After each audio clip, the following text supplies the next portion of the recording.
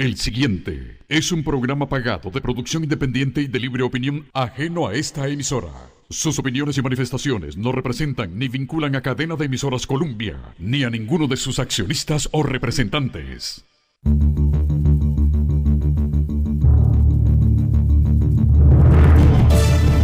Es la medianoche. Se inicia el primer programa Columbia de este nuevo día.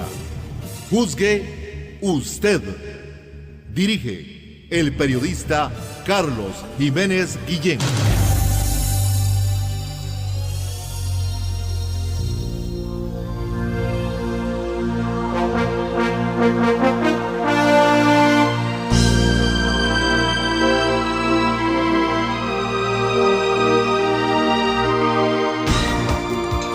Hola, con permiso, ¿cómo están? Los buenos días a donde se encuentren con el primer programa.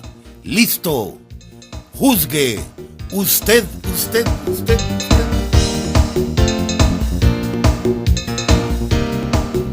Don Sergio Ramírez, en el Control Master Columbia a esta hora. En sala de grabación, el colega Andrés Francisco Chávez. Y aquí en el locutorio Columbia, sus servidores como siempre. Gabriela Jiménez. Carlos Jiménez, somos el equipo de Juzgue usted.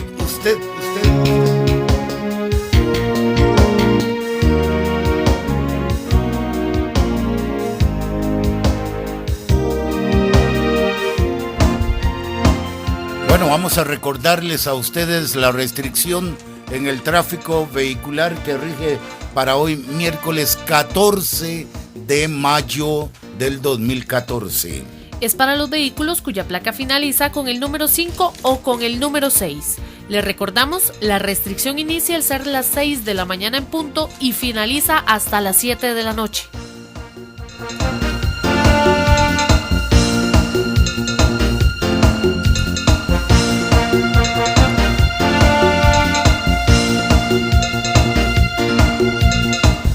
¿Cómo están las redes sociales? A su disposición todos los días de la semana, las 24 horas del día, a través del Facebook Juzgue Usted Columbia. En Twitter también estamos con el nombre Juzgue Usted CR. También le recordamos que puede escuchar cualquier audición anterior de este programa a través de nuestra cuenta en el canal de YouTube con el nombre Juzgue Usted. Vamos de inmediato a nuestra primera pausa para ofrecerles a ustedes en los siguientes minutos un resumen de lo que fue la primera sesión ya formal del Consejo de Gobierno presidido por el presidente Luis Guillermo Solís Rivera y su gabinete. Ayer justamente aquí en la sala de sesiones del Consejo de Gobierno. Varios fueron los temas. Por supuesto, el que acapara la atención, la huelga de maestros, que continúa. Es un problema muy serio, así lo califica el gobierno. Incluso ayer, el presidente Solís hizo un llamado, una exhortación a todos los maestros. Apelo en forma patriótica, los llamo para que pongan fin a la huelga.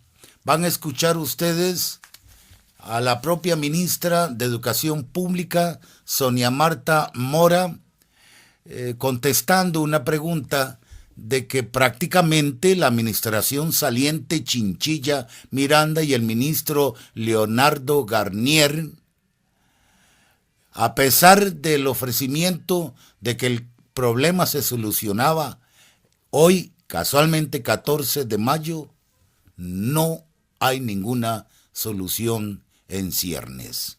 El gobierno no esperaba encontrar la situación por la cual se está atravesando. No era como nos dijeron, dijo la propia ministra de Educación Pública. También el presidente Solís se refirió a estas reacciones que ya surgen en la Asamblea Legislativa para desaparecer a la Dirección de Inteligencia y Seguridad, hoy a cargo de Mariano Figueres Olsen.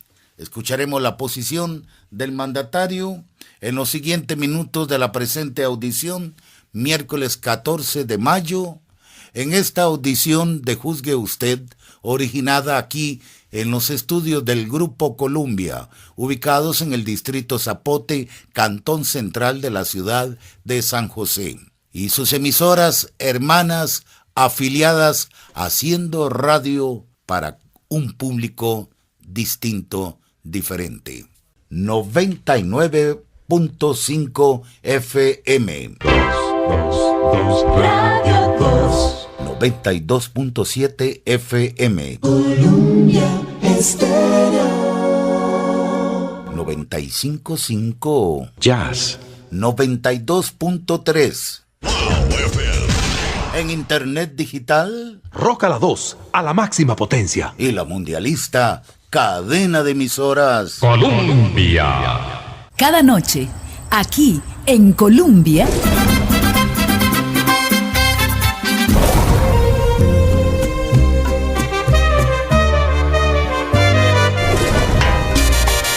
Este es tu combo de las estrellas. Ahí donde guardan su canto las olas del mar. Una programación diseñada para esos oyentes de horarios especiales. Con mucho gusto.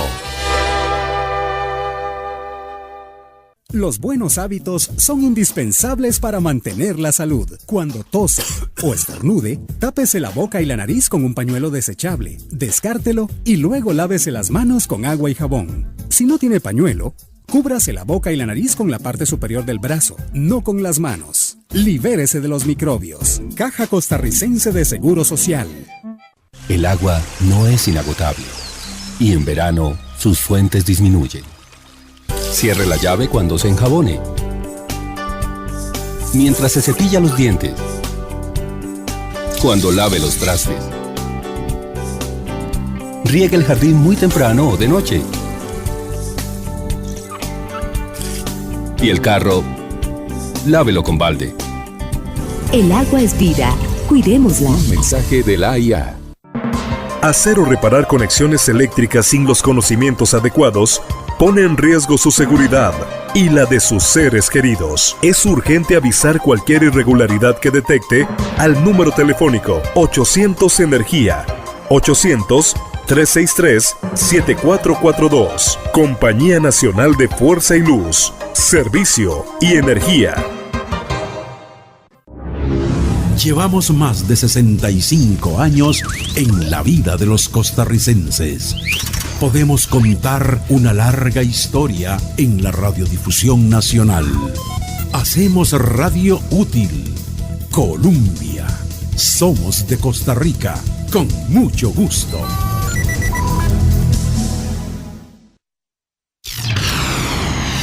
Juzgue usted. Gracias por iniciar esta mitad de semana con nosotros, acompañándonos a través de los 98.7 FM, 760 AM y por supuesto a quienes lo hacen en cualquier parte del mundo a través de la web www.columbia.co.cr. Antes de escuchar este resumen de los principales acuerdos de la primera sesión ya formal del Consejo de Gobierno, Gabriela tiene varios avisos que nos envía la Compañía Nacional de Fuerza y Luz sobre suspensión de los servicios eléctricos. Por ejemplo, Gabriela. Este es contiguo al residencial Calle Lajas en Pozos de Santa Ana. Hoy no tendrán servicio eléctrico de 7 de la mañana a 4 de la tarde. Tampoco tendrán servicio de electricidad en Vázquez de Coronado los vecinos de Dulce Nombre, de 7:30 de la mañana a 4 de la tarde. San José, Carmen y Catedral, esto es en calle 9, entre avenidas 1 y 2, de 8:30 de la mañana a 2 de la tarde, sin servicio eléctrico. Bueno, vamos a este tema de la huelga de maestros. Son miles los que están en esta huelga indefinida.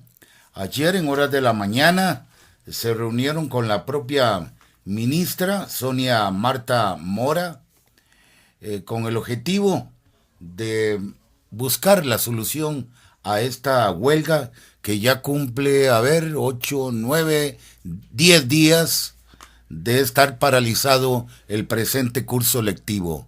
La ministra ayer informó que el día lunes se procedieron a depositar los pagos correspondientes a las 2 quincenas de abril y la 1 de mayo, pero persisten los problemas. Incluso se han descubierto en este cambio una serie de irregularidades, pagos que no corresponden. Vamos a escuchar a la propia señora ministra, Sonia Marta Mora, explicando cuál es la situación, porque la huelga continúa. Ustedes conocen que hemos heredado un conflicto laboral importante en el Ministerio de Educación Pública. Lo hemos abordado siguiendo las orientaciones del señor presidente con 2 elementos fundamentales: la apertura y el espíritu de diálogo.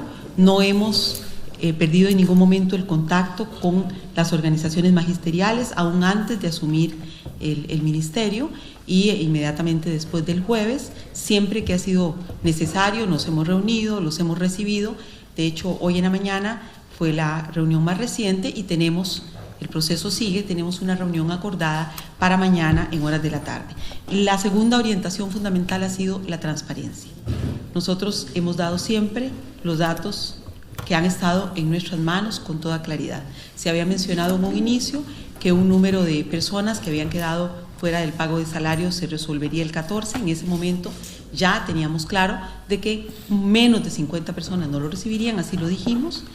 Y también en cuanto a esta actitud de transparencia, teníamos claro que el asunto de aumento de lecciones, que es un componente de 40 lecciones base que tienen los profesores de secundaria, esto afecta solo a la secundaria.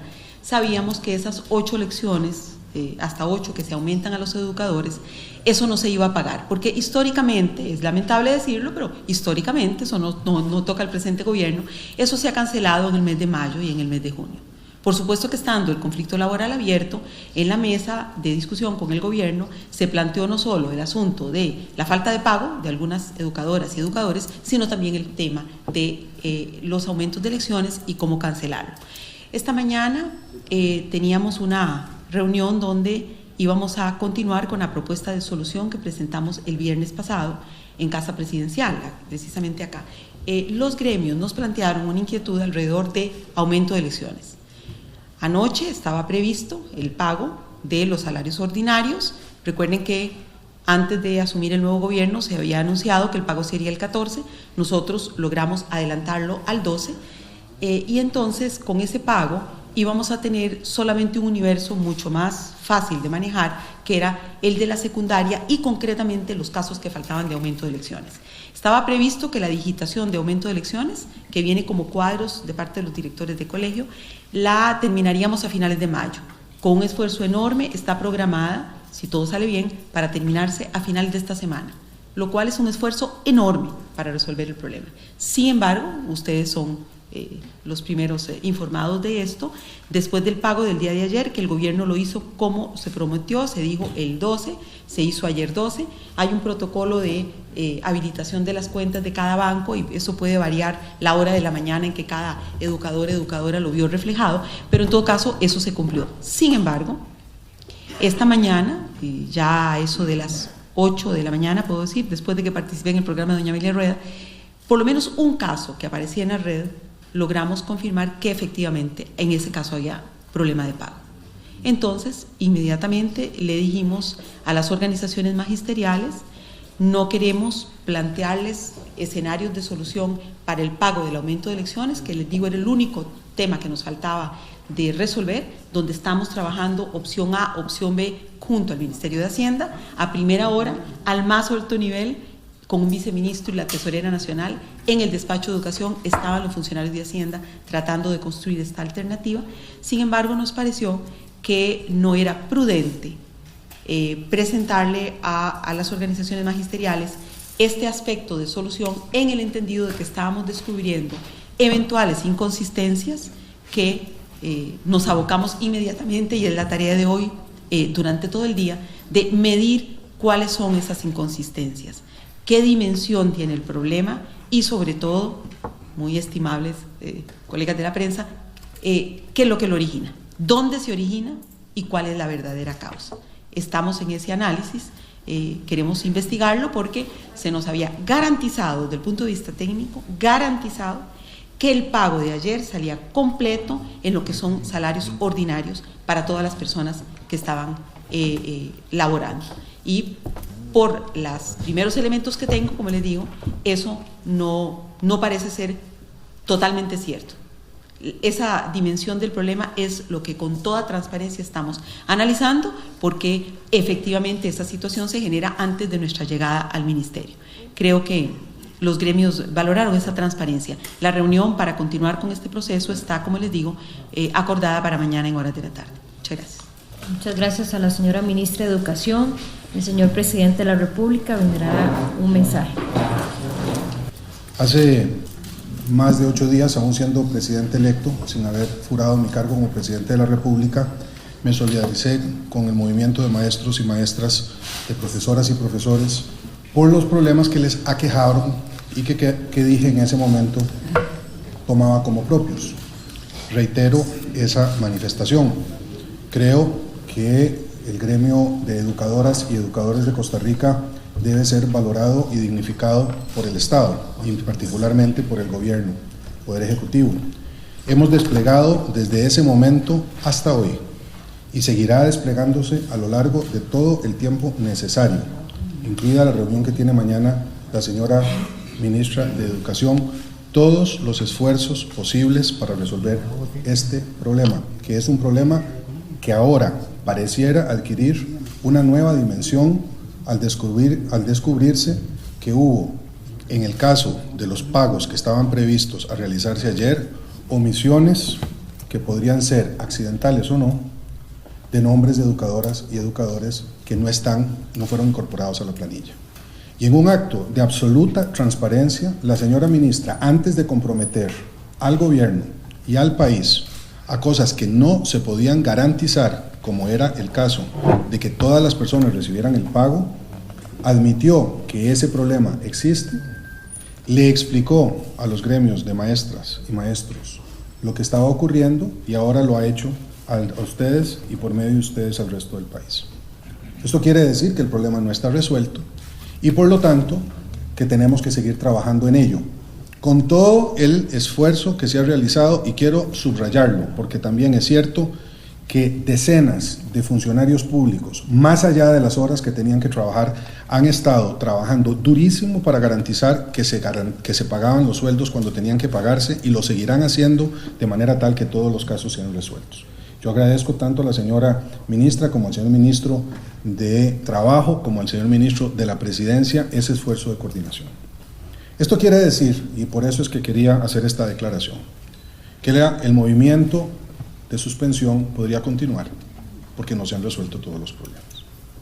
Sin embargo, yo quiero apelar al sentido de responsabilidad y de patriotismo de nuestros maestros y maestras, profesoras y profesores, y pedirles que en un acto de confianza y de responsabilidad con el país, no con este gobierno, con el país, entendiendo como entendemos que queremos resolver el problema hasta sus últimas consecuencias, comprometido como está comprometido o comprometida la palabra del gobierno de continuar desplegando esos esfuerzos, pongan fin a la interrupción de las acciones que impiden que nuestros jóvenes y niños y niñas reciban lecciones.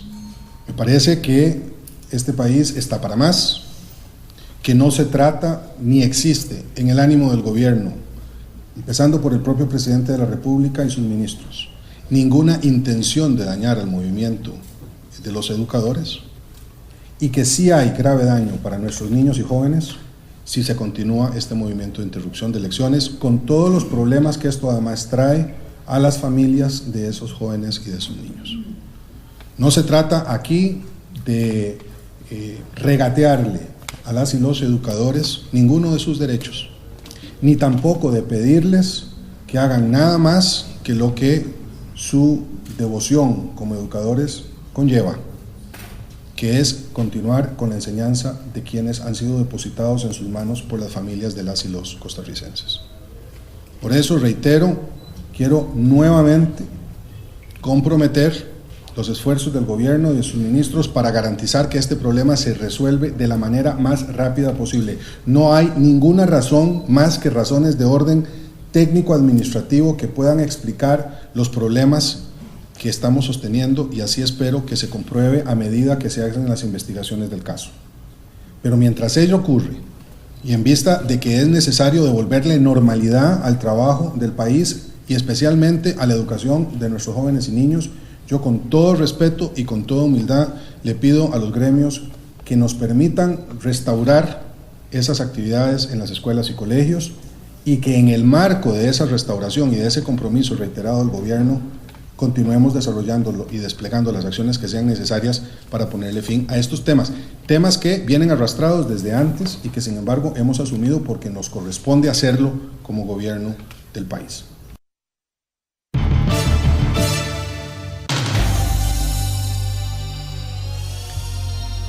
El presidente Luis Guillermo Solís Rivera, en este llamado al Magisterio Nacional para poner fin a la huelga, porque este problema no está resuelto. Además, las autoridades entrantes están sorprendidas porque no era el panorama ni la información como se los dijeron en la administración anterior, encabezada por el propio exministro ya hoy, Leonardo Garnier Rímola. Vamos a continuar, pero lo cierto del caso es que el curso lectivo sigue suspendido. Hoy miércoles no hay lecciones. Hacemos esta siguiente pausa en edición de hoy miércoles 14 de mayo para escuchar otros temas relacionados a la conferencia de prensa que ofreciera ayer el propio presidente, ministros, sobre los acuerdos más importantes, entre ellos el caso de la DIS. ¿Se cerrará la DIS? La Asamblea y algunos diputados, incluyendo el fundador del PAC, don Otón Solís, están solicitando el cierre de esta cuestionada dependencia. Agradecemos a Manuel Rodríguez, Miguel Alguera, Ileana Ramírez, Edgar Navarro, José Pablo Bolaños, Randall Gamboa, la familia Jiménez Granados, Carlito Brigante, Diego Jiménez, quienes le dieron me gusta a la página de Facebook de Juzgue Usted Colombia. Le invitamos para que usted también lo haga y nos reporte su sintonía. Si tiene cuenta en Twitter, ahí nos puede seguir con el nombre Juzgue Usted CR. Muchísimas gracias, oyentes. Igualmente, el saludo fraternal a las y los costarricenses fuera de nuestras fronteras. Y que gracias a la tecnología, a estas herramientas, ustedes están en mayor contacto con su querida Costa Rica. Y por supuesto, en los 98.7 FM, 760 AM, TILX, la mundialista, Copa del Mundo Brasil 14, a 29 días exactos para la gran fiesta universal, la Copa Mundial de Fútbol, y con la mundialista cadena de emisoras Colombia. Cada noche, aquí en Colombia.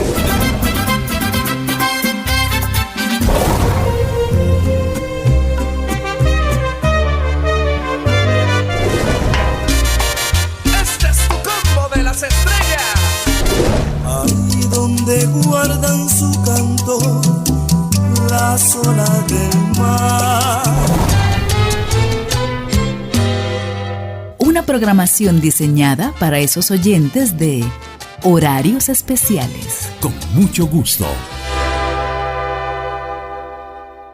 ¿Cuántas cosas ha tocado hoy? La palanca del servicio sanitario, el teclado de la computadora, la perilla de la puerta, los botones del teléfono, la varilla del bus. Vamos, mi tata, subiendo la cadita, por favor. Libérese de los microbios. Lave sus manos frecuentemente con agua y jabón. Cerciórese de frotar entre sus dedos, bajo las uñas y la parte posterior de sus manos. Caja Costarricense de Seguro Social.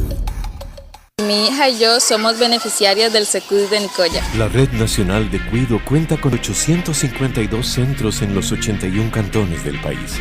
Puerto Viejo, Sarapiquí, Cuy, San Mateo, Bebedero, Joncric de Talamanca. La Administración Laura Chinchilla, en alianza con los gobiernos locales y la Dirección Nacional de Sensinay, ha asignado recursos por 20.000 millones para la construcción, remodelación y equipamiento de centros infantiles. Red Nacional de Cuido, apoyo para las familias. Un mensaje del INAM. El agua no es inagotable y en verano sus fuentes disminuyen. Cierre la llave cuando se enjabone. Mientras se cepilla los dientes. Cuando lave los trastes. Riegue el jardín muy temprano o de noche.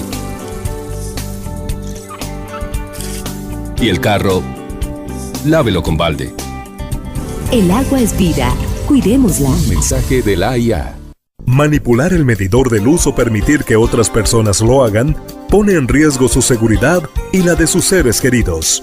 Es urgente avisar cualquier irregularidad que detecte al número telefónico 800 Energía 800-363-7442. Compañía Nacional de Fuerza y Luz, Servicio y Energía.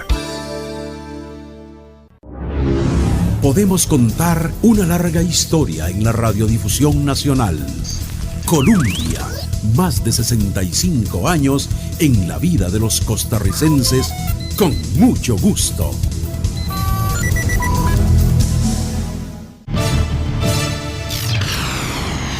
Juzgue usted.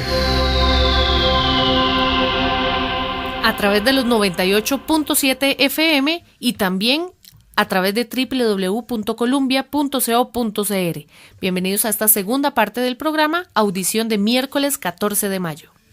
Bueno, en esta segunda parte, el capítulo de preguntas al presidente y ministros que ayer acompañaron al mandatario. Stephanie González es la jefa de prensa de Casa Presidencial, la vocera del presidente Solís. Y ella coordinó ayer justamente la recepción de las preguntas. Esta fue la primera. Primera pregunta de Óscar Ulloa de Noticias Repretel. La pregunta es para el presidente, tengo entendido, sobre el tema de la Dirección de Inteligencia y Seguridad. Incluido don Otón Solís, Otto Guevara, varios de otras fracciones, hablan de cerrar la DIS. Ya hay un proyecto de ley incluso presentado y señalan contradicciones al PAC por todas las críticas fuertes que hicieron años atrás y que ahora la quieran mantener. ¿Cómo responde Casa Presidencial a todos estos señalamientos y si usted ha contemplado la posibilidad de cerrarla? Muchas gracias a usted, Oscar. Bueno, varias cosas. Lo primero es que la Dirección de Inteligencia y Seguridad va a sufrir un proceso de transformación para actualizarla a los tiempos actuales y para dotarla de instrumentos que le permitan aconsejar, asesorar la toma de decisiones tomando en cuenta los aspectos de seguridad que conocemos son necesarios de tomar en cuenta en el mundo actual. Nunca se ha pretendido dejar a la Dirección de Inteligencia y Seguridad en su formato actual, especialmente porque en las críticas que yo mismo hice en su momento a esa entidad, considerábamos que debía de eliminarse cualquier posibilidad de que la DIS fuese a futuro lo que en algún momento en el pasado llegó a ser una policía política que pusiera en riesgo las libertades civiles y democráticas del país. Por lo tanto, hay un proceso que está en curso, que le encargué a don Mariano Figueres para realizar esas reformas que van a pasar por un debate que estoy seguro podría enriquecerse mucho con la participación de la Asamblea Legislativa, ya sea de señoras y señores diputados o de una propia comisión que a ese respecto se pueda crear, cosa que a mí en lo particular no me angustia ni me agobia. Sí es necesario decir que existe la Dirección de Inteligencia de Seguridad, que ese es un vacío que no voy a dejar por responsabilidad ante la ciudadanía. Hay ciertamente actividades de la Dirección de Inteligencia y Seguridad que no pueden dejarse al garete, y le pedí a una persona calificada de toda mi confianza que mantuviera el espacio ocupado de manera tal que se pudieran mantener las actividades de la Dirección de Inteligencia durante el tiempo que se dure hasta su reforma y transformación. El otro día, equivocadamente, lo admito, señalé que don Mariano Figueres tenía 2 maestrías en la Universidad de Princeton. Es decir, que no son 2 maestrías en la Universidad de Princeton, sino 2 maestrías en la Universidad de Stanford.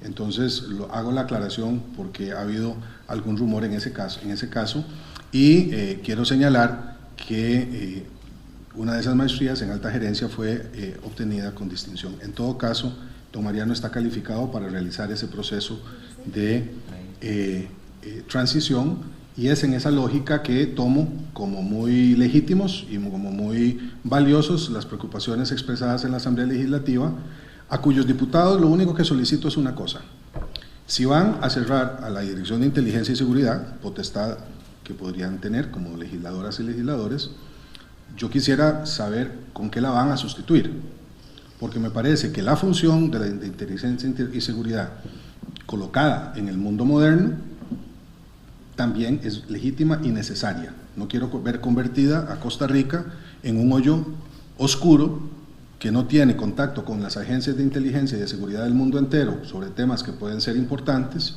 y por lo tanto presa de las agencias de inteligencia de todos los países vecinos, en donde van a continuar existiendo. Únicamente. Gracias. En su plan rescate, usted señala que iba a destinar los recursos de la DIS a capacitación y equipo policial, si no recuerdo literalmente esa última palabra. ¿Eso qué significa? O si ese bueno, que vamos a mejorar y eficientizar, si existe la palabra, pido disculpas por ello, los recursos disponibles en el ámbito de la seguridad pública, uno de cuyos aspectos tiene que ver con seguridad nacional. Gracias, continuamos con las preguntas, y esta es de Melanie Corrales de Canal 13 RTN Noticias para don Melvin Jiménez, precisamente sobre esta reunión que van a tener los ministros el fin de semana. Fundamentalmente es la primera vez que estarán todos los ministros juntos en una sesión de trabajo. Han sido nominados, han sido nombrados formalmente, pero vamos a tener la primera sesión que lo que busca son 2 aspectos fundamentales. Primero, crear una dinámica de equipo, va a haber un proceso ahí de cómo trabajar en equipo en el gobierno entre ministros y instituciones autónomas. Segundo, poder establecer la comprensión práctica de lo que significan los 3 pilares planteados en campaña, que tiene que ver con empleo, generación de riqueza, que tiene que ver con la lucha a la pobreza y que tiene que ver con Estado y transparencia, y fundamentalmente dar un avance en cómo podríamos trasladar eso a cada institución o ministerio en relación de indicadores medibles. Eso va a ser como la primera tarea que tendremos en conjunto, lógicamente como parte de una serie de actividades más que posteriormente se estarán llevando a cabo. Seguimos con don Jaime Peña. En las últimas semanas los costarricenses estamos agobiados por los constantes aumentos del precio de los combustibles, pese a que internacionalmente se han mantenido estables. ¿Piensa su administración revisar en lo interno a Recope y la metodología y todo? Porque son los 2 disparadores del alto costo de la vida, el dólar y los combustibles, don Luis Guillermo. Una respuesta cortita, don Jaime: sí.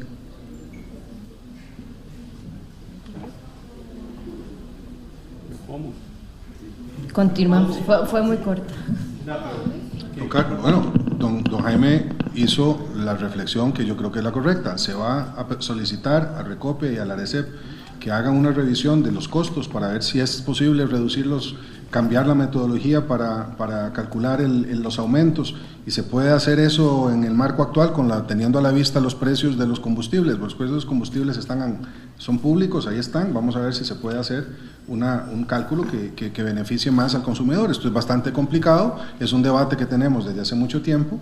Efectivamente carga mucho el costo de la vida, y vamos a hacer todo lo necesario para evitar que esto se mantenga, y también para volver más eficiente la reducción del costo de los combustibles, que muchas veces se mantienen altos y no bajan cuando deberían, a pesar de que baja el precio internacional del crudo. Angie López de Noticias Colombia. Don Luis, a mí me dijeron que usted iba a hablar acerca de su agenda internacional, pero no lo hizo, y quisiera preguntarle acerca de su primer viaje. Sabemos hay 2 traspasos de poderes cerca de su gira por Estados Unidos. También quisiera saber si usted planea asistir en conjunto con el ministro de Obras Públicas y Transportes pronto o después a la trocha fronteriza, no sé si lo tiene en agenda. Y para doña Sonia, directamente le pregunto, doña Sonia, las cosas entonces no son como se las garantizó el gobierno anterior.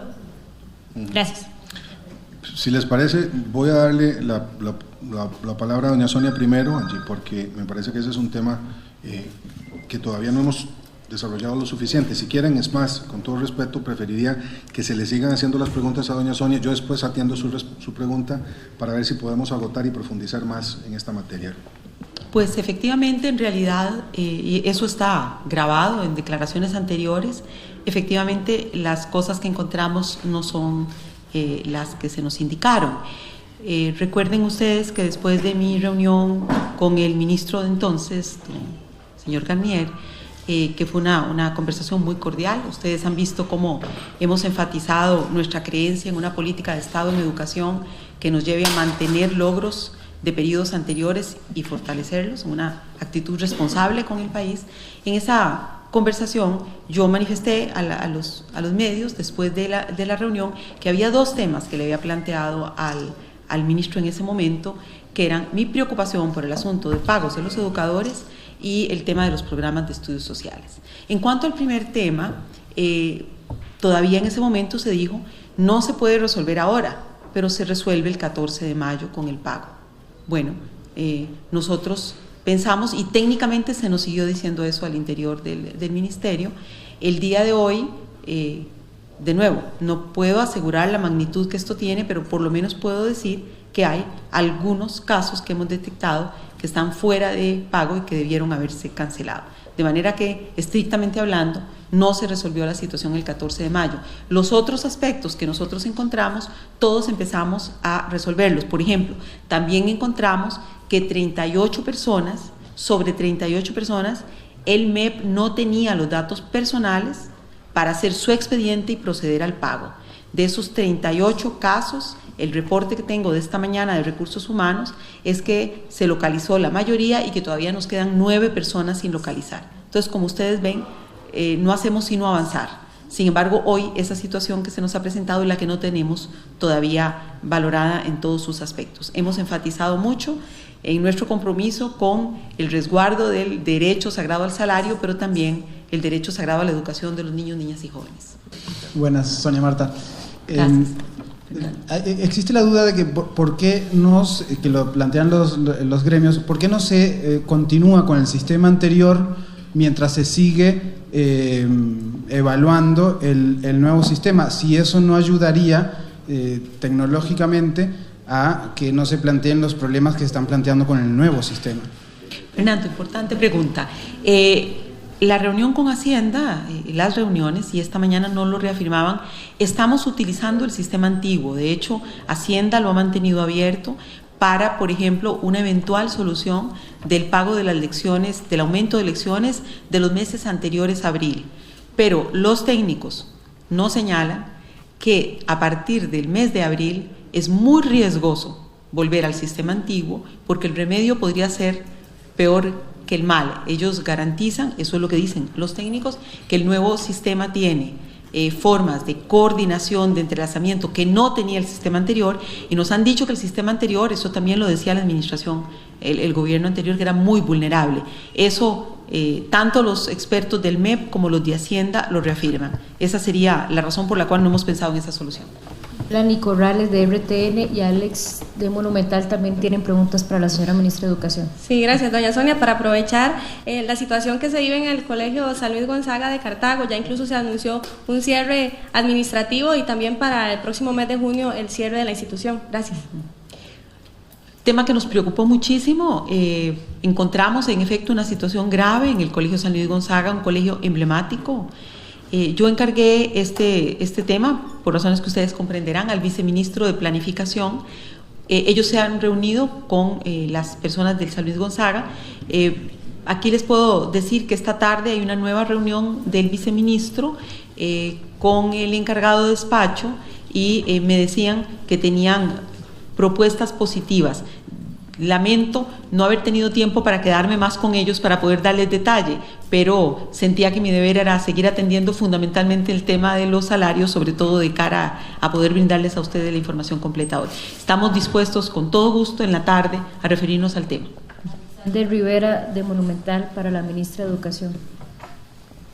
Doña Sonia, ¿qué tal? Muy buenas tardes. Hola, Alexander. Le quería preguntar, ¿hay algún plan B? Digamos, no se les puede pagar a los educadores por medio de cheque, que ellos lleguen al Ministerio de Educación Pública. ¿Qué plan B está pensando el Ministerio de Educación? Y usted mencionaba que las cosas que encontraron no son las que se nos indicaron. De alguna manera, entonces, el gobierno anterior le engañó a usted.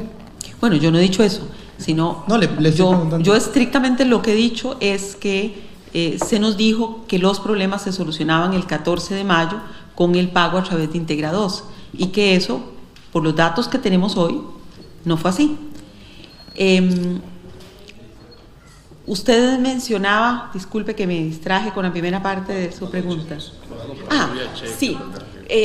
Ayer circularon unas declaraciones falsas de la ministra de Educación. O sea, esto debe llamar la atención a ver el ambiente que se genera alrededor de esto y la responsabilidad que tenemos que tener para tratar un asunto de esta magnitud, como señalaba el señor presidente. Ayer circularon unas declaraciones falsas mías, según las cuales yo habría dicho, no hay plata y por eso hay que apoyar este movimiento. El problema no es del dinero, el dinero existe, está correctamente presupuestado. Es un asunto de incorporar la información correcta de la persona para pagarle correctamente y a tiempo. Eso es. De manera que en eso tenemos que estar tranquilos. Nosotros no hemos descartado ninguna solución a la problemática. Plan B. Estamos generando junto con Hacienda diferentes alternativas, por ejemplo, para el pago de aumento de elecciones. Y si realmente descubrimos algunos casos que no tuvieron el salario ordinario, estamos trabajando ya en conjunto. De hecho, yo vi al menos 2 escenarios esta mañana para el pago de esas personas. Ahí puede haber total seguridad de que haremos todo lo que esté en nuestras manos, porque esa es la instrucción del señor presidente de la República, de que no descansemos hasta que todas las personas tengan su pago. Detrás de esto no hay casos, hay personas, hay familias, y don Luis Guillermo y yo somos educadores, creo que lo entendemos perfectamente. Esto es un asunto que tenemos que resolver a la brevedad posible. Las preguntas solicitadas a la ministra de Educación, Jessica Casada, de Telenoticias. Doña Sonia, perdón. La consulta va un poco dirigida a eso, a cómo se va a solucionar. Ya usted habla de un plan B que todavía no sabemos a ciencia cierta cuál será, pero mi pregunta es, el pago inicial estaba para el 14, no hubo éxito total con lo que sucedió ayer, los depósitos. ¿El siguiente pago está garantizado bajo el sistema anterior, bajo el nuevo, cheque en mano? O sea, lo que quisiera saber es si está garantizado en virtud de que se está pidiendo que se ponga el movimiento que efectivamente afecta a los centros educativos. Pero si no reciben el salario, evidentemente seguirán con el movimiento. Entonces quisiera saber si está garantizado el siguiente pago, la siguiente quincena está garantizada.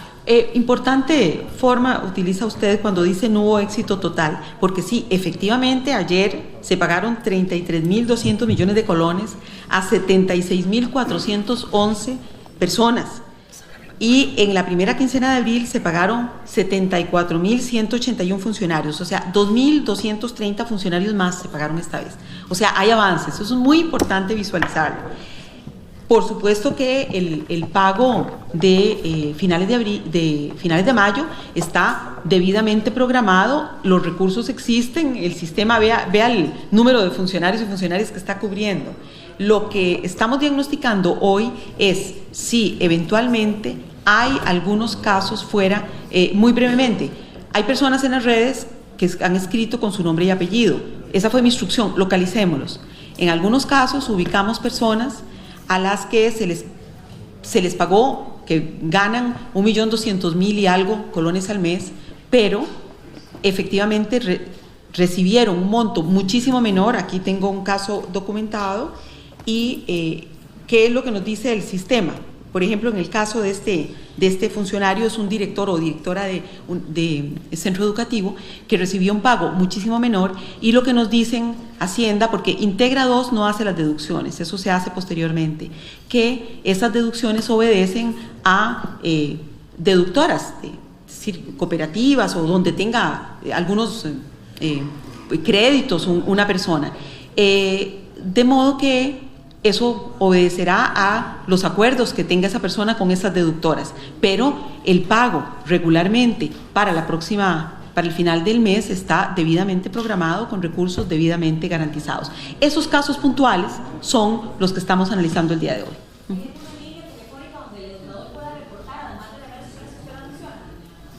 Efectivamente, hay un correo que se llama correo plataforma@mep.go.cr y hoy en la mañana, ahí se reciben unos 1000 correos al día de personas que quieren hacer alguna consulta, plantean algo. Hoy había 282 correos pendientes, quiere decir que fueron los de anoche. Eso es muy importante, que con la mayor velocidad los estamos atendiendo.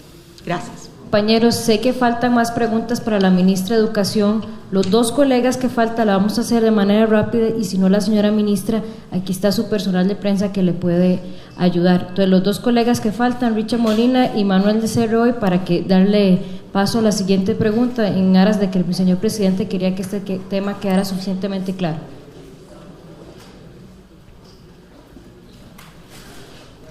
Doña Sonia, buenas tardes. Ustedes están puntualizando en la debilidad que tenía el sistema anterior de educación. Según me advirtieron, alguien que trabaja en el MEP, la gente podía ingresar en una quincena el nombre de mi nombre, que no trabajo en educación, y al día siguiente, después del pago, borrarlo. Esa información usted la está manejando, va a ordenar una investigación en torno a ese sistema, porque por lo menos dicen que era tal la vulnerabilidad que ni siquiera se sabe exactamente a quién se le pagó y por qué se le pagó. Muchas gracias. He tenido información de que había distorsiones importantes. Eso será parte del balance que le tenemos que entregar al señor presidente de los primeros 100 días, el estado del sistema anterior.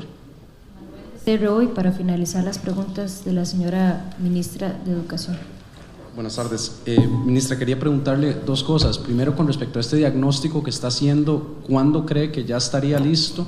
¿Y cuándo sería una fecha ya para poder decir este problema va a quedar resuelto? Si es que manejan un plazo ya estimado. Y por otro lado, también los gremios, tenemos entendido, estaban pidiendo que primero se declarara la emergencia, una declaratoria de emergencia por esta situación, y que se prorrogara al 17 de junio uno de los exámenes del ciclo, uno de los exámenes de medio año. Entonces no sé si tienen ya esta solicitud oficialmente, les ha llegado, y si tienen una decisión tomada de estos 2 puntos. Esta mañana los gremios nos plantearon el asunto de la prueba de bachillerato, inmediatamente la estamos analizando, esa solicitud. Sobre lo de la declaratoria de emergencia, nosotros de nuevo no descartamos ninguna solución, sin embargo no pensamos en esa opción en un inicio porque los recursos existen, no es un problema de recursos, como hemos señalado.